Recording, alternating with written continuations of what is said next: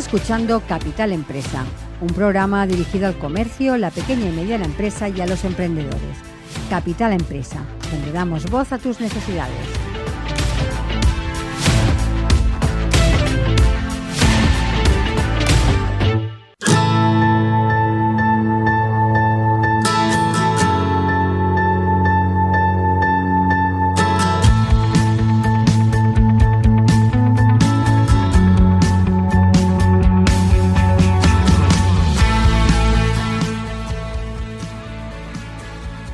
La estrategia financiera en los mercados es vital para cualquier inversor.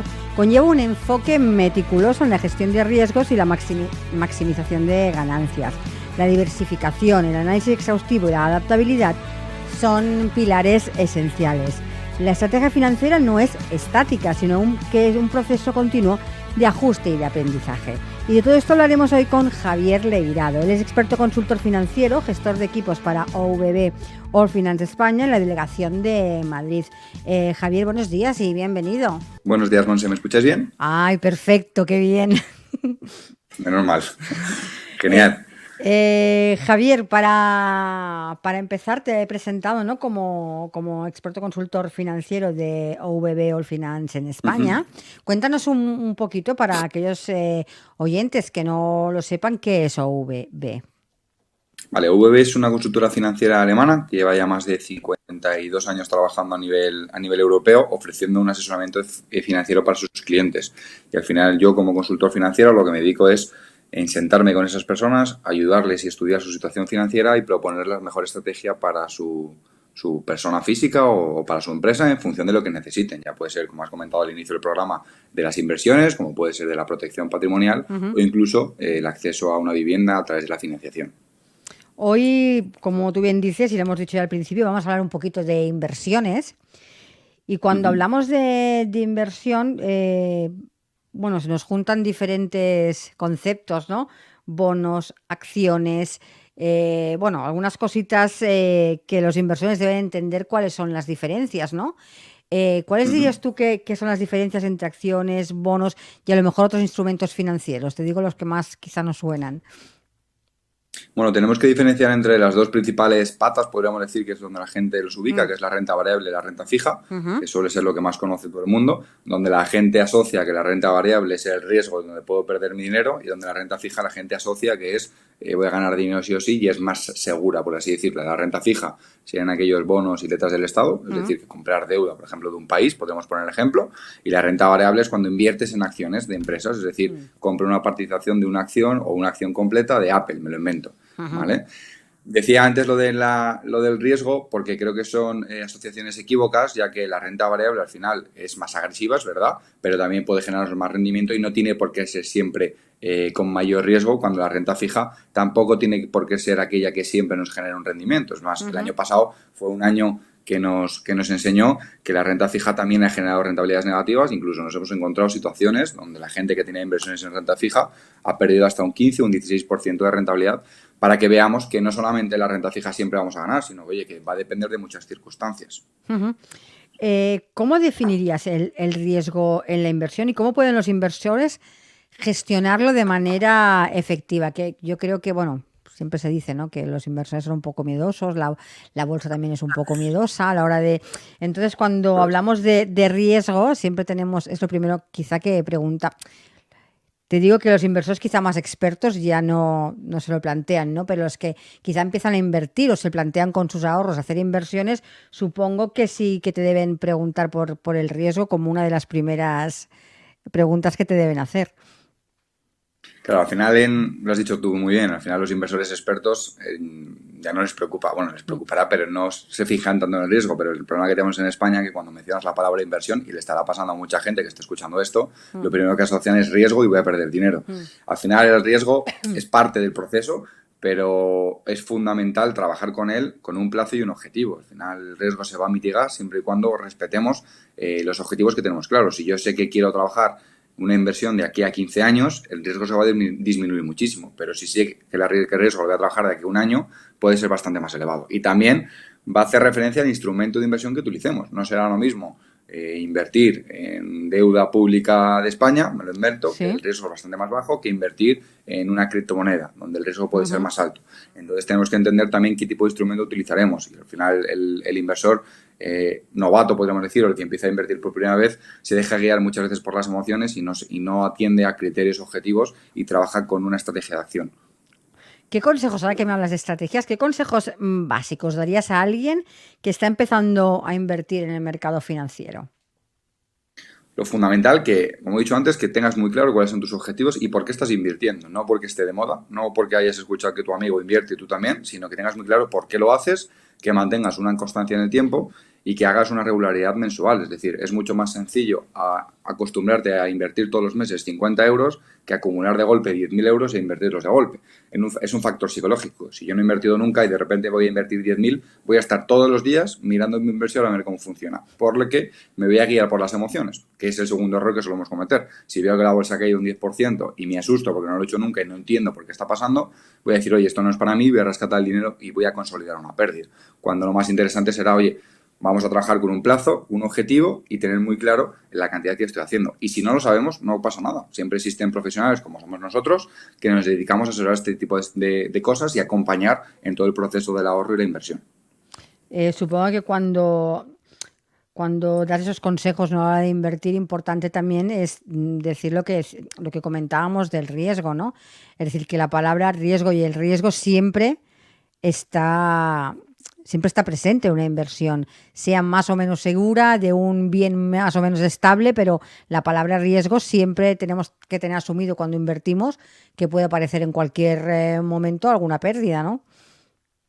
Eso es, al final hay que ser también un poco lógicos. Si yo Ujú. compro una acción de Apple, el riesgo que existe en que yo pierda mi dinero es que Apple no tenga unos buenos resultados cada año Claro. o incluso que pueda llegar a quebrar. Ujú. Evidentemente que Apple quiebre, pues la probabilidad de que ocurra es bastante más pequeña, pero existe la probabilidad. Pero también es verdad que si trabajo con un histórico y un plazo, en el largo plazo, las probabilidades son mucho más altas de que siempre acabe generando un rendimiento. Por lo que, oye, es que para mí el riesgo se trabaja con el tiempo, ya está. No hay más factor, evidentemente eligiendo una inversión que sea realista, no invertir por invertir en una empresa que nunca ha dado beneficio y voy a invertir a pérdidas. Bueno, pues estás apostando algo mucho más, con mucho más riesgo que si lo haces en una empresa que lleva 15 años consolidada en el mercado y esté generando rendimientos. Ujú. ¿Qué papel juega la diversificación en una estrategia de inversión sólida? Es lo fundamental. Si yo pongo todos los huevos en la misma cesta, si la cesta se rompe, he perdido toda mi cesta. Con lo cual es fundamental trabajar con muchísima diversificación. Por ejemplo, una herramienta muy útil para trabajar con esto y no saber cómo diversificar es un fondo de inversión. Fondo de inversión invierte en muchísimas posiciones a la vez, por lo que diversifica mucho mi capital. Y ahí no tengo que tomar yo la decisión de dónde invertir, sino que estoy poniendo mi dinero en manos de terceros que son especialistas y son los que van a gestionar mi capital y que van a generar un rendimiento por mí. Por lo que para mí la diversificación siempre va a ser la clave y es lo que yo asesoro con mis clientes y si alguno de ellos me está escuchando sabrá que soy muy pesado con este tema, pero cuanto más diversificados estemos, menos riesgos tendré y más probabilidades de rentabilidad acabaré obteniendo siempre. ¿Cómo pueden los inversores determinar cuál es la estrategia de inversión más adecuada para sus objetivos financieros? Pues aquí lo que utilizamos normalmente es definir el perfil de riesgo del inversor, que básicamente es a través de, por ejemplo, lo hago yo en la primera reunión de análisis financiero, es definir qué situación tiene y qué perfil tienes. No será lo mismo mi padre, el perfil de inversión que tiene, que yo. Eso hay que entenderlo. No todo el mundo tiene la misma situación, no todo el mundo es igual de tolerante al riesgo y no todo el mundo mira con el mismo plazo. Entonces, en base a ese perfil de riesgo que se hace a través de un test de idoneidad, que es lo que se denomina financieramente hablando, obtendremos el riesgo que estamos dispuestos a asumir y cuál es la mejor estrategia y la mejor planificación para esa persona. Y repito que cada persona es un mundo. Podemos ser dos personas de la misma edad, pero que yo veo que cae la bolsa un 10% y me asusto, y otra persona ve que cae la bolsa un 10% y le da exactamente igual porque tiene muy claro cómo funciona el mercado. Entonces, es fundamental trabajar a través del perfil de riesgo y tenerlo bien definido. Y sobre todo, lo que decíamos antes, ¿no? Tener muy claro los objetivos, porque también dependiendo de los objetivos se invertirá en un sitio o en otro, entiendo. Claro. No es lo mismo querer comprarme una casa en 4 años que quererme jubilar. claro. en 40. Pues oye, puedo asumir más riesgo a 40 años que a 4, lógicamente. ¿Por qué? Porque tengo mucho tiempo para que recorra esa inversión y recupere una posible caída. Porque claro, evidentemente es invertir con objetivos y no por invertir, que está bien, pero siempre si lo hacemos con un objetivo y un plazo. ¿Cómo ha influido la tecnología, ¿no?, en la forma en que las personas invierten actualmente? Pues para mí la tecnología ha sacado para 3 factores, podemos decir, que uno es la democratización de la información, es decir, cualquiera puede acceder a la información de una forma mucho más sencilla y te puede dar poder a la hora de invertir, que para mí eso es fundamental. También ha generado lo que se han aparecido y que todo el mundo conocerá a día de hoy, que son las plataformas de inversión en línea, que facilita que todo el mundo pueda invertir de una forma cómoda y de una forma mucho más sencilla. Y lógicamente también que es una inversión que podemos hacer automatizada. Hay muchas formas de poder invertir todos los meses de una forma automatizada y que no tengamos que estar nosotros pendientes de esa inversión. Por lo que, oye, para mí son solo ventajas, que esas 3 características serían las principales que podríamos destacar, pero sobre todo es que damos mucho poder de información a las personas. Ahora, cualquier persona que quiera se puede formar y puede tener información a diario sobre cómo funciona una inversión y cómo gestionarla de una forma más efectiva. Hay una palabra que me ha gustado que has dicho ahora cuando hablábamos de lo que ha traído la tecnología, que es la democratización.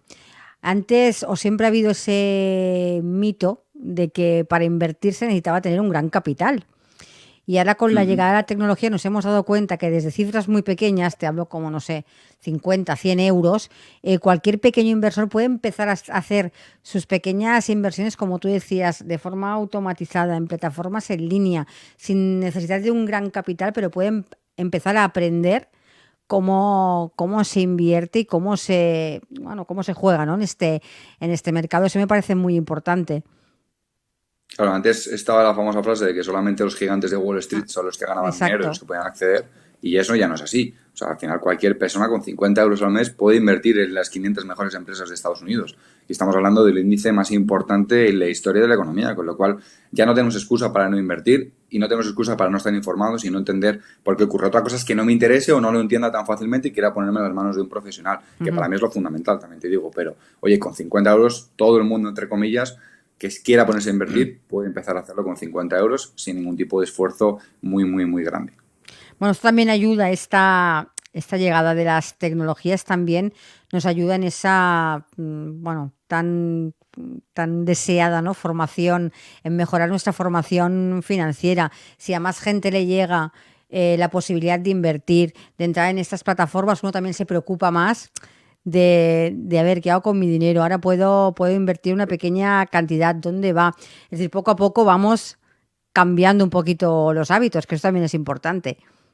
Claro, al final queremos entender por qué ocurren las cosas. Ya no es Claro. lo mismo, ya es mi dinero y está mi dinero midiéndose ahí y por qué ocurre y por qué deja de ocurrir. A mí me pasa con los clientes, que les explico todo y cada vez acabo teniendo discusiones, entre comillas, discusiones positivas con clientes sobre lo que ha ocurrido con el mercado cuando yo me senté con esa persona hace 1 año y medio y no tenía ni idea de finanzas. Es decir, se ha ido formando porque al final le interesa porque su dinero está ahí metido. Y eso es fundamental, eso al final nos va a hacer más ricos personalmente y económicamente porque nos va a hacer tomar mejores decisiones.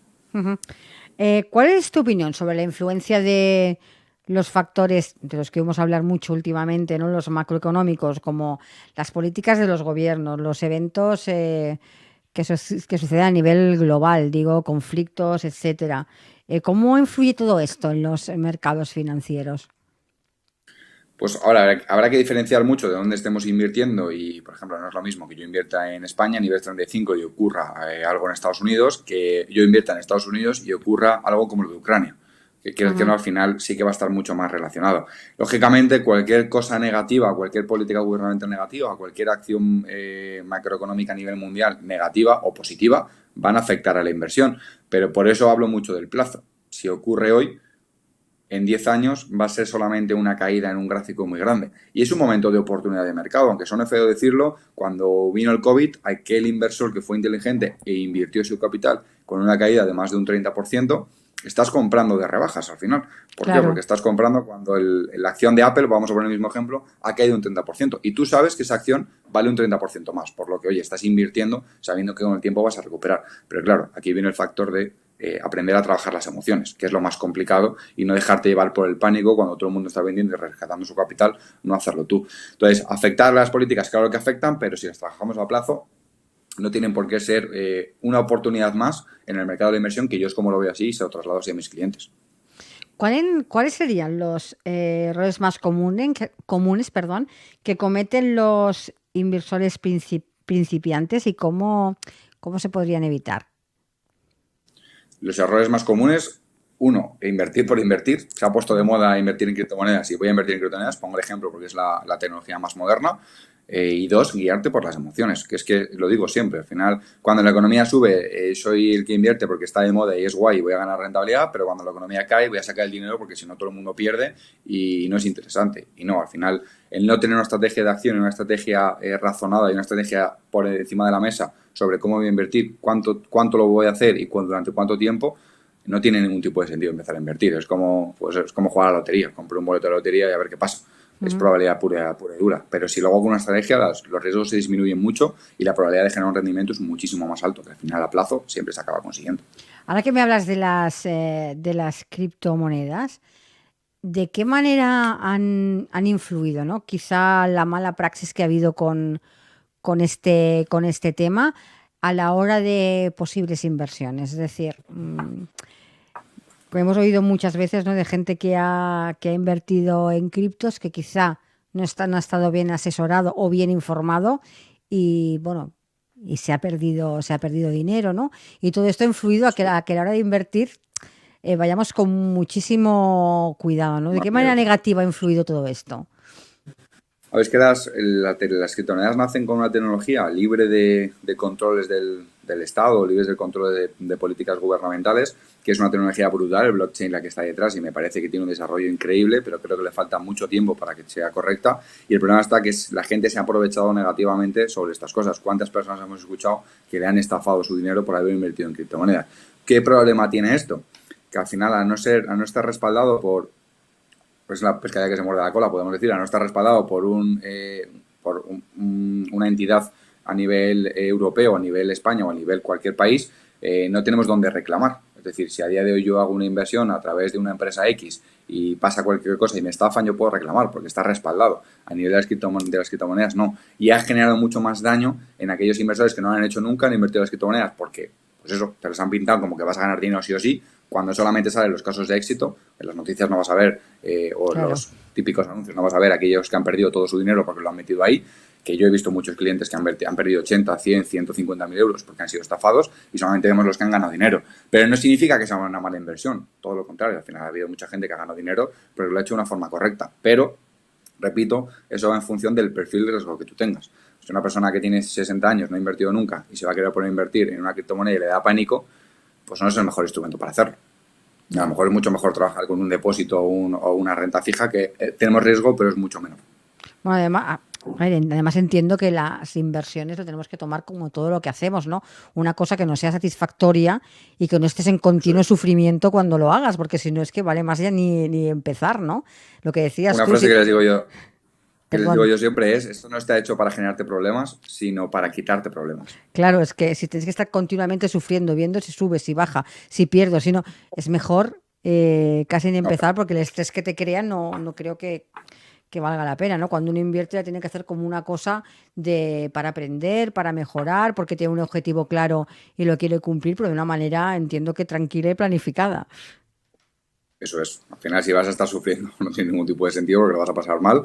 Y hazlo de otra forma, o invierte en otro lado, o déjalo en la cuenta que te genere un rendimiento, por lo menos que te iguale la inflación para no perder dinero. Lo has repetido en varias ocasiones en la entrevista, ¿no? Pero ¿cuál es la importancia de la planificación financiera a largo plazo para los inversores? Porque nos lo has comentado, ¿no? Que cuanto más largo plazo tengamos, menos riesgo siempre tiene menos riesgo porque tenemos más tiempo de recuperar y de que... Eso es. La inversión más inteligente siempre va a ser la del largo plazo. Al final, aunque parezca mucho de gurú lo que voy a decir ahora, si se ha escuchado siempre, ¿no?, que el famoso Warren Buffett es cuando más patrimonio ha generado, es el largo plazo, es más su capital grande se ha empezado a generar cuando él era ya mayor, es porque al final el largo plazo siempre gana. Y siempre gana porque la economía es cíclica y alcista. Siempre hay una persona que te dice, bueno, pero la economía en algún momento puede colapsar. Bueno, pues si colapsa, tu último problema es el dinero que tienes invertido, porque al final el capitalismo quebraría, perderíamos todas nuestras posiciones en el mercado, nuestros trabajos tendríamos un gran problema porque todas las grandes empresas quebrarían a la vez y estaríamos en un problema mucho mayor que tus 1.000 euros que has invertido en el largo plazo que tienes ahí trabajando. Con lo cual, el largo plazo siempre acaba ganando y trabajarlo, pero claro, el largo plazo no son 2 años, que para la gente el largo plazo son 2 años, el largo plazo son 30, 40 años. Ahí vamos a ganar rentabilidad 100% en la renta variable, seguro. Y al final es algo que tenemos que trabajar y por eso la planificación. Pero claro, lógicamente a 40 años mis objetivos no están en 40 años, mis objetivos están durante toda mi vida. Por eso es muy importante diversificar en un corto, en un medio y en un largo plazo en función de los objetivos que yo tenga y adaptar la estrategia de inversión a cada uno de esos 3 plazos. Cuando hablamos de inversiones cortoplacistas, es decir, no estás, que nos estás comentando, ¿no?, de 30, 20, 30 años, 40, ¿qué cantidad de años sería la que tú mínimamente aconsejarías invertir? Yo siempre, cuando me dices que vas a invertir un capital, te digo que mínimo 3, 4 años. Ajá. Pero no porque no vayas a generar rentabilidad en los 3, 4 años primeros. Es más, puede ser que estás ganando mucho dinero en los 3, 4 años, pero es por un factor de seguridad. Yo siempre pongo el mismo ejemplo. Aquella persona que invirtió en 2022, en 2022, pues bueno, que empezó invirtiendo en 2021, vamos a poner el 17 de noviembre de 2021, que fue el pico máximo de la economía, esa persona que invirtió ahí todavía está recuperando la inversión, todavía no la ha recuperado. ¿Por qué? Porque 2022 fue un año muy malo. Claro. Si tu horizonte temporal de inversión es a un año vista, esa persona hubiese perdido dinero al 100% y yo no hubiese dejado de hacer eso. Entonces, si he trabajado 3 años, 3, 4 años vista, sé que ese capital lo va a acabar recuperando como mínimo en lo mismo y va a acabar generando un rendimiento si pasa algo como lo que pasó en 2022, que puede pasar en cualquier momento. Ya lo estamos viendo en los últimos años, pues en 2020 tuvimos la pandemia, en 2022 hemos tenido Rusia, Ucrania, todo lo derivado de la política monetaria del 2008. Y en 2023, aunque parezca que no ha pasado nada, también ha habido un conflicto entre Palestina e Israel que también ha afectado a los mercados. No en tanta medida, pero también ha afectado. Con lo cual, estamos en un momento en el que siempre, en cualquier momento, puede ocurrir algo y puede ocurrir un conflicto, puede ocurrir una política macroeconómica que afecte a nuestra economía de una forma negativa. Entonces, es importante, muy, muy importante que trabajemos a, pues para mí, 3, 4 años vista. Que no significa, repito, que antes no vayas a generar rendimiento, ni mucho menos, Javier, antes de finalizar, ¿algún mensaje final que te gustaría compartir con nuestros oyentes en relación a la inversión y a las finanzas personales? Pues el mensaje principal es que si no has empezado a invertir todavía, nunca es tarde, que empieces a hacerlo ya, porque la inversión es la única forma de generar un rendimiento para superar la inflación y dejar de perder dinero. Y da igual el capital, la edad o el perfil que tengas, siempre hay opciones financieras para cada persona. Ya sea que tengas 60 años, como que tengas 20 y empieces a ganar dinero, como que tengas mucha aversión al riesgo o poca aversión al riesgo. Entonces mi consejo es que empieces, pero que empieces ya con la cantidad que cada uno pueda y si no sabes, que te pongas en manos de un profesional, como somos nosotros, de los consultores financieros, que siempre te vamos a poder ayudar. Pues Javier, como siempre, muchísimas gracias por participar en nuestro programa para hablarnos de finanzas y hoy más concretamente de hablarnos de inversiones. Muchísimas gracias. A ti, Monse. Un saludo, adiós. Chao.